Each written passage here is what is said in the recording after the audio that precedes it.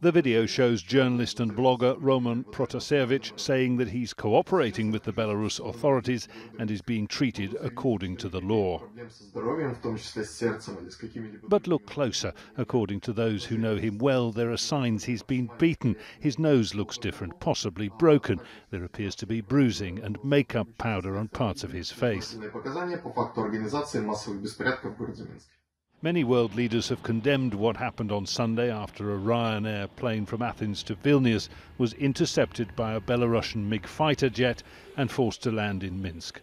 Protasevich and his Russian girlfriend Sofia Sapega were taken into custody. British Prime Minister Boris Johnson is the latest, joining US President Joe Biden and the leaders of the European Union. Johnson said the video of Protasevich was deeply distressing and warned that Belarus will face consequences. And those consequences are beginning to crystallise. Targeted economic sanctions promised by the EU, the Belarusian national airline Belavia banned from EU airports, a host of international airlines avoiding Belarusian airspace, depriving the regime of valuable revenue for overfly rights. NATO has stepped into the fray. Secretary-General Jens Stoltenberg described Sunday's incident as state hijacking. The United Nations Office for Human Rights likened it to extraordinary rendition.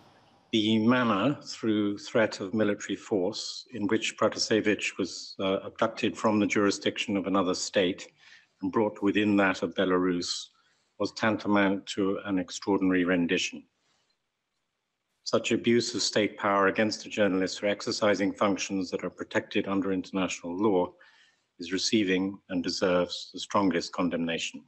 Keen to galvanise global outrage and speaking from exile in Lithuania, opposition figure Svetlana Tikhanovskaya called for concerted international action. We ask for sanctions against the regime, its cronies and businesses. We ask for support of civil society and free media. We call on UN Security Council and OSCE to put the Belarus issue on top of the agenda. She's asked that her group be allowed to meet G7 leaders at their summit in the UK next month. French President Emmanuel Macron says he supports that idea, as mainly Western opprobrium continues to build, aimed at the 27-year-long rule of Alexander Lukashenko. Jonah, Al Jazeera.